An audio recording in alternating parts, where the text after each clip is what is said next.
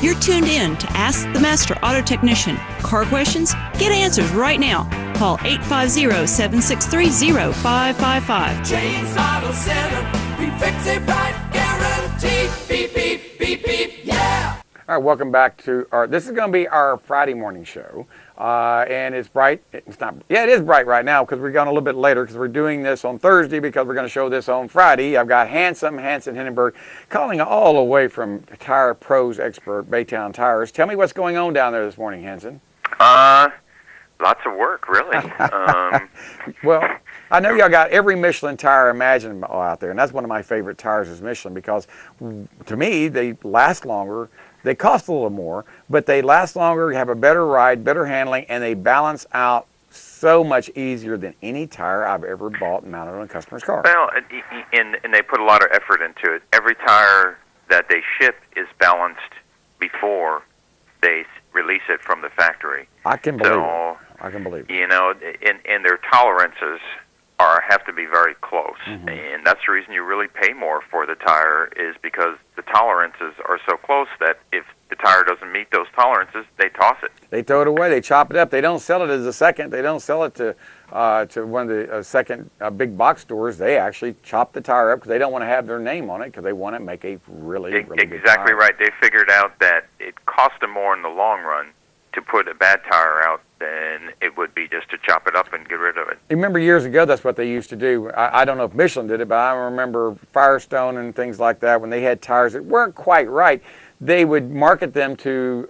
big box stores, and they sell them. And then they found out those tires didn't perform like they were supposed to, and they got a black eye indirectly in a roundabout way because the tires didn't perform like they wanted. Every manufacturer used to sell blems, as they used to call them. Yes, blems, that's the word, blems. But realistically, they figured out, A, if there's something wrong with the tire, then they have to make it right, and B, if something catastrophic happens and they sold that particular blem, the lawyers would get a hold of them, and the likelihood of them having to pay out a settlement becomes really high. And there's no difference in that in our business. If I have a customer comes in my shop with a front end that's about ready to fall out, which I have one right now in a customer's car, he said, I'm going to come by and pick it up. I said, just tell me where you live, sir. I'll deliver the car to you by record. And he said, why is that? And I said, because if I allow you to come get this car and something happens to that front end, I will be held liable. I'd rather pay the $45 to tow it to your house and drop it off and let you do something with it than me take the chance of you getting in a wreck leaving my shop. I'm sure you've had cars come in there like that as well. We get tons of cars, with, like you said, front ends and brake repairs and even tires, The customer insists that the tires should be fixed, and unfortunately, we really can't fix it. And if you fix it and say you fix a tire that's non-fixable, what could happen to you? Most of the time, these tires will probably have a blowout or it will start leaking and, could cause an accident. And that's what happens. If we cause an accident and there's death or injury or property damage, guess who the lawyers have a tendency to look at? The last person that worked on that car. Well, and the issue always winds up being, well, don't worry about it. I'll release it. Well, unfortunately, in the legal system, there is no release.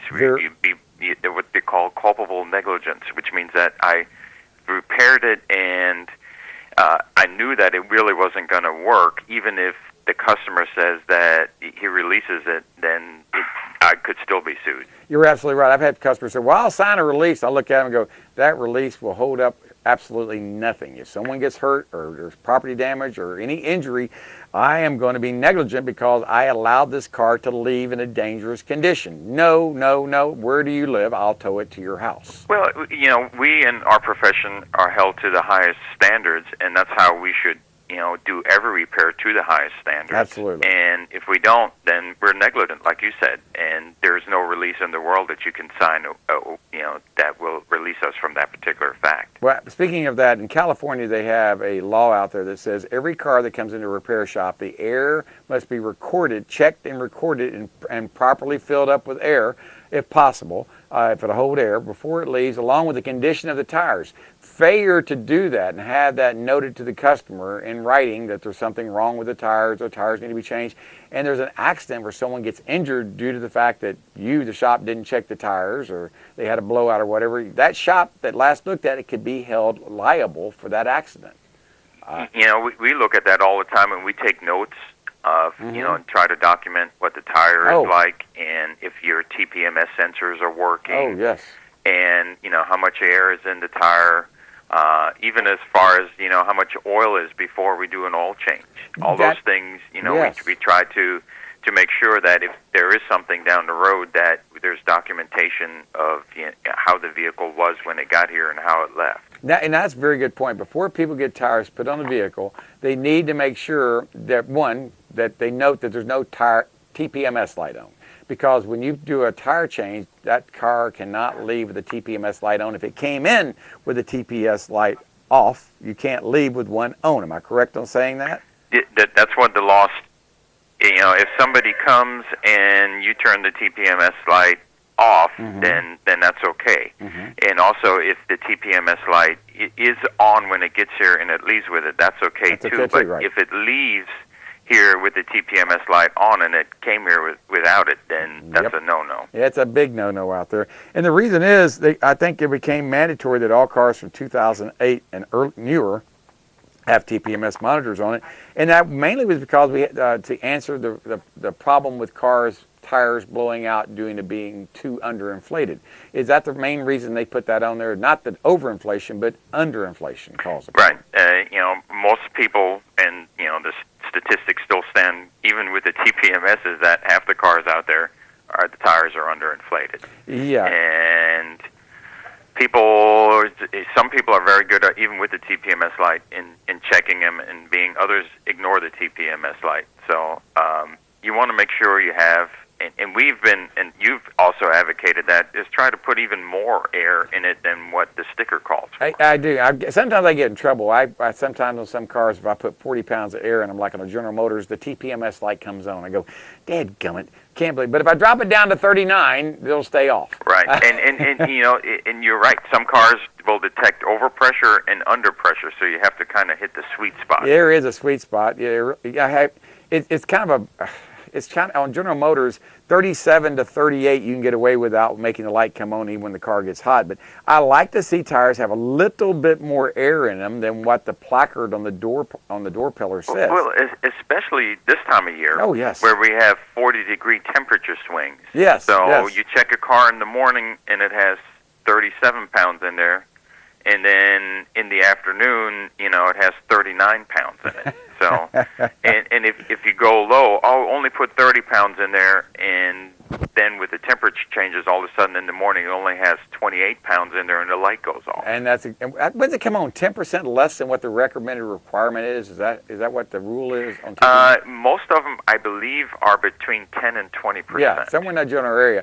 And the reality is, if you got 10% less, that really is too low. If light comes on at 20%, that's really too late. Because I think that was reading somewhere you could actually do damage to your sidewalls, I would think, at 20%. No, I don't know if you could or not at 20%. Well, I mean, Anna Marie is right. If you have a truck and the tires are low, and then you load it up, you can definitely damage the sidewall. That's true too. She's smarter than the average bear. She really is. She knows what's going on out here. But the tire pressure monitoring system, if I'm not mistaken, I was reading where you can hydroplane in a 1/4 inch of water at 35 miles an hour if you're 10% low of air in your tires. Well, that's absolutely right. People don't look at how the shape of the tire changes with less air in it versus having the right amount or a little bit more air in it. The contact patch is what they call it, changes. That's the flat part that actually sits on the road. So with less air in it, it kind of buckles on the side, and you actually have less surface area that's touching the road. Well, in the middle, let's see, what is it? In the middle, if we have it low air pressure, all the water kind of has a tendency to ball up in the middle of the tire. It's kind of a cup right there. Right. And instead of it, if you have more air in there, it'd be flat or even bowed out a little bit, so it'd push the water out to the outside edge.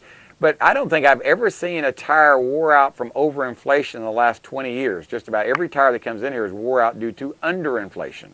They wear out on the outside and inside edge, not in the middle, due to overinflation. You're right about about the assessment is I can't remember where a tire has been worn out because somebody put too much air in it. Yeah, I get some people go, my tire holds 80 pounds of air in it. That's too much air. I said, no, it's a light truck tire. It's supposed to hold 80 pounds of air in the rear. It just seems like too much air. I said, well, your tires are wearing, right now you've got 60 in it, and they're wearing due to underinflation. They're wearing on the outside and inside edge. The middle of your tire looks brand new.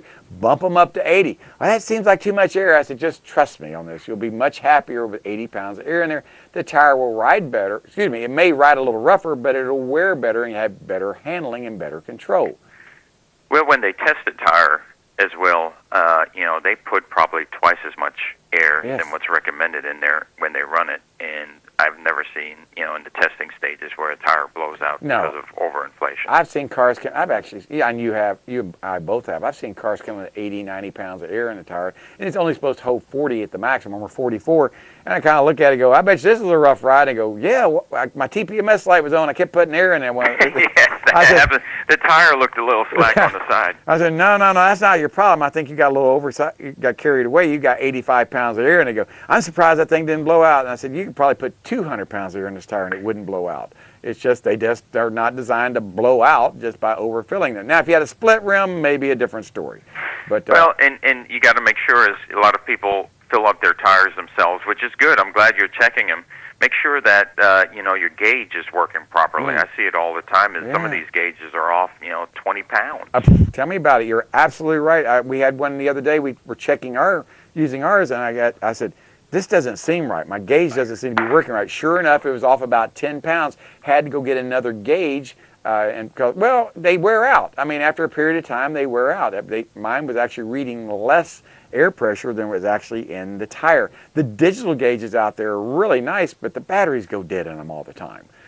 It seems like every time I turn around, I'm having to replace a battery in a digital air pressure gauge, but they work extremely well. They're very, very accurate, but even the old style work pretty darn good if they're not wore out. Right, and that's usually what happens. People have a digital gauge that sits in their glove box for years, and then it doesn't work. Yep. So I think you're absolutely right. I think a digital gauge usually is a little bit more precise than the old manual gauges, but the manual gauge seems to last a little bit longer. If they'll just check their tires, it'll last a lot longer. Hey, Hansson, we only got about 30 seconds left. What would you like to tell people about Baytown Tires? We're having all kinds of great sales coming up for the Thanksgiving. We're stocking up on all kinds of tires, got special deals, Yokohamas, Michelins, General Tires, so come on by and see us. Sounds good, and they can reach you at 873-8900, and you're open Monday through Saturday? That's right.